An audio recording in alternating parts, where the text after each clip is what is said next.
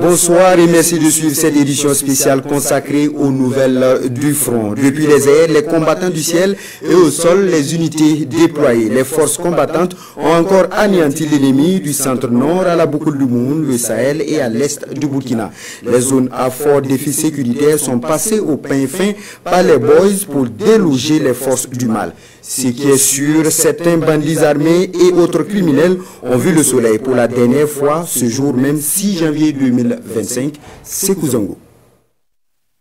Au cours de ces derniers jours, plusieurs opérations terrestres et aériennes ont eu lieu dans plusieurs groupements. Au centre-nord, comme dans la boucle du Mouhoun, des opérations offensives ont permis de détruire des bases terroristes et neutraliser des criminels, tout en récupérant de la logistique de guerre. Ce 28 décembre, à Melou, dans la boucle du Mouhoun, les combattants du Goumi ont surpris des criminels, auteurs d'exactions contre des paisibles villageois, en plein festin dans leur base dans la brousse. Il n'y a pas eu de la place pour le repas ce jour. Plusieurs d'entre eux ont été neutralisés. Du côté de Bonza, dans la zone de Solenzo, ce 30 décembre, nos vaillants VDP ont anéanti un groupe criminel et récupéré du matériel de guerre. Dans le centre-nord, les unités Guépard et Fantôme ont mené des actions offensives sur une base terroriste, neutralisant ces criminels et faisant des prisonniers. Ce 3 janvier 2025, le BIR 18 a mené une opération sur une base terroriste décelée à Montioncuy. Plusieurs criminels ont été neutralisés et du matériel récupéré.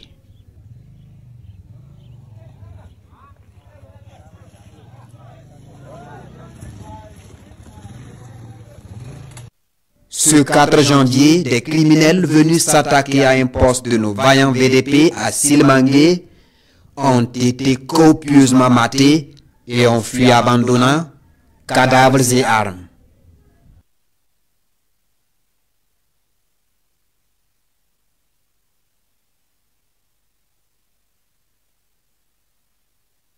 Depuis la fin décembre, des criminels sont venus troubler la quiétude des populations de Morlaba dans les Kénédougou. Le 7e BIR s'est donc lancé à leur traque du 31 décembre au 6 janvier ce jour.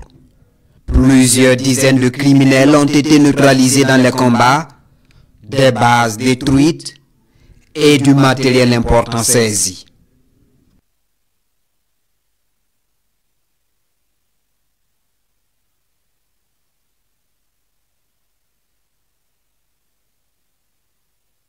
Ce 27 décembre 2024, la surveillance dans la zone nord de Djibo a permis de repérer un grand leader terroriste dans son véhicule Toyota double cabine blanche, accompagné de plusieurs véhicules pick-up militarisés qui l'escortent dans le village de Bourou.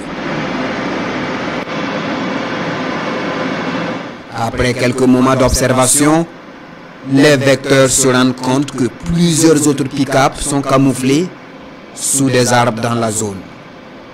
Ils ont sûrement quadrillé la zone dans le but de sécuriser une rencontre importante.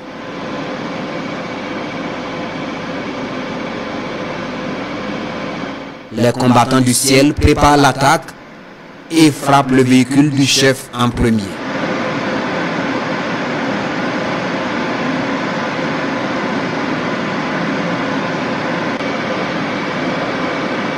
Plusieurs autres frappes vont s'enchaîner sur les véhicules de ceux qui quadrillaient la zone pour le sécuriser.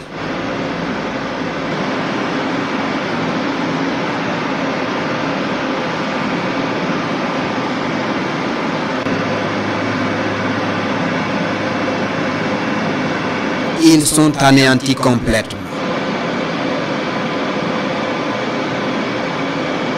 Les observations vont se poursuivre dans la zone du Sahel jusqu'au lendemain 28 décembre où des criminels vont être observés en très grand nombre à moto dans la zone de Oursi en train de s'approcher dangereusement d'une unité amie en opération dans la zone. Un missile va les frapper pour stopper leur progression.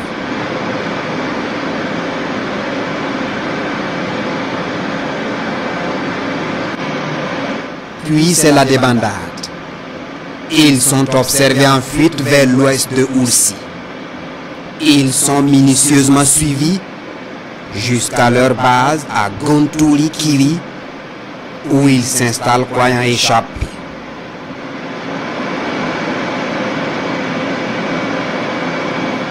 Les combattants du ciel leur préparent une mauvaise surprise. Il est 5h30 ce 29 décembre lorsqu'un missile dévastateur va s'abattre au cœur de leur dispositif.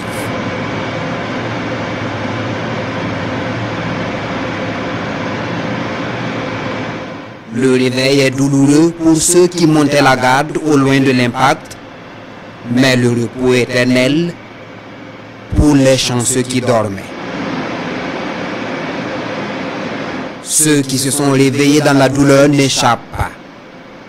Ils fuient se cacher sous un arbre, mais peine perdue. Ils sont frappés efficacement par un autre missile.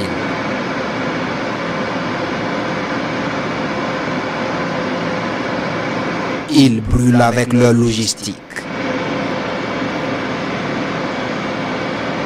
Ce 29 décembre toujours, il est 18h lorsque les vecteurs aériens sont alertés d'un mouvement de plusieurs motos en provenance du nord vers Wayuguya. Très vite, la colonne de criminels est rattrapée, puis suivie jusqu'au village de Rim, où ils se camouflent sous des arbres et dans des maisons. Les vecteurs les observent s'installer puis préparent l'attaque. Un puissant missile va frapper le grand groupe.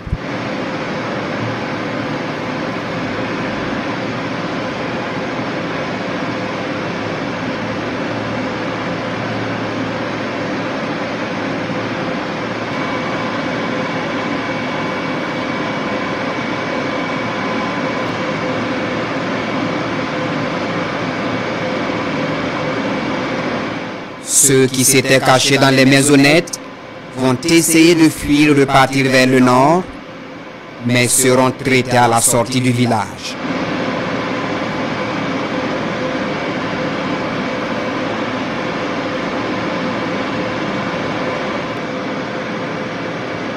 Puis le lendemain 30 décembre 2024, les unités combattantes dans la zone de Wayuguya vont se déployer sur la position pour terminer le travail et récupérer le matériel ennemi.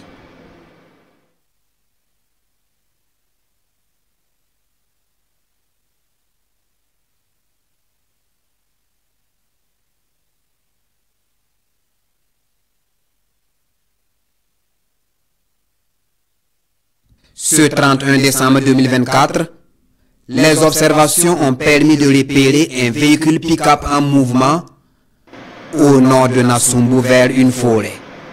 Il est suivi. Puis ils arrivent dans cette forêt où ils se camouflent avec d'autres véhicules pick-up. Il se trame quelque chose. Les combattants du ciel préparent l'attaque. Les deux premiers pick-up sont détruits par des frappes.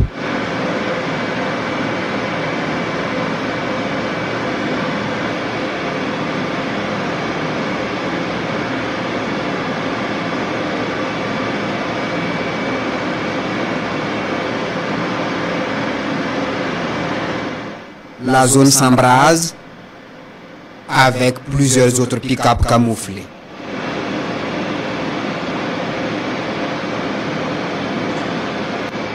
Puis, il est découvert plusieurs autres pick-up dans la zone camouflée. Les vecteurs viennent en renfort et ils sont tous détruits.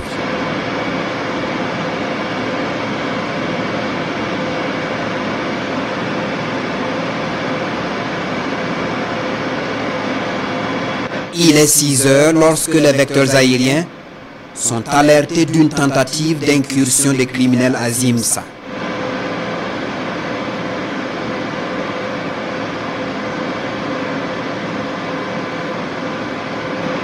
Immédiatement, ils y mettent cap. Les vecteurs les prennent en chasse, puis les observent jusqu'à Korko, où ils se retrouvent à plusieurs sous des arbres. Ils sont immédiatement frappés par 2 missiles successifs pour les détruire au maximum.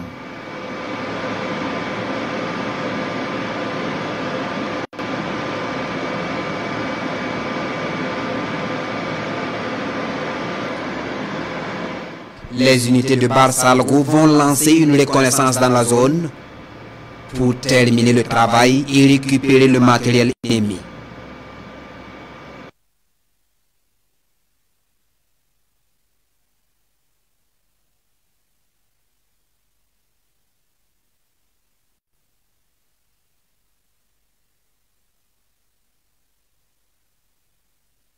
Ce 6 janvier 2025, les renseignements font état d'un dépôt de carburant dans une forêt au nord de Nassumbu. Les vecteurs aériens vont rapidement foncer sur la position et trouver la logistique toujours intacte. Elle est immédiatement détruite par un petit missile.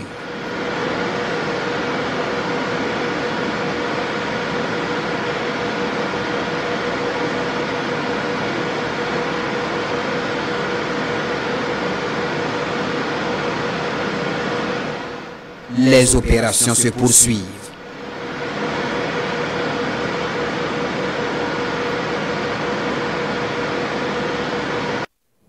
Voilà, c'est tout pour cette édition spéciale. Merci pour votre attention. Bonne suite du programme sur la télévision du Burkina.